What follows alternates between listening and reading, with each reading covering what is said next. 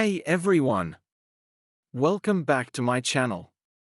Today I show you how to update your PC drivers. Let's get started. First, your window is up to date. If yes, then search Device Manager on your search bar.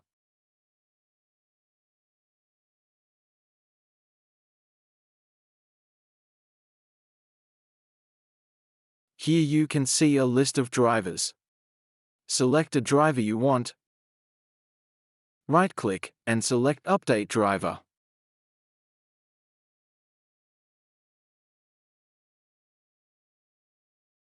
Search automatically for updates. As my driver is updated. You can also do this for your graphics card also. Like this.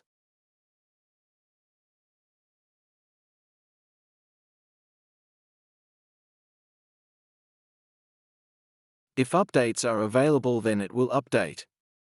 If you found this video helpful, make sure to like and subscribe my channel. Thanks for watching.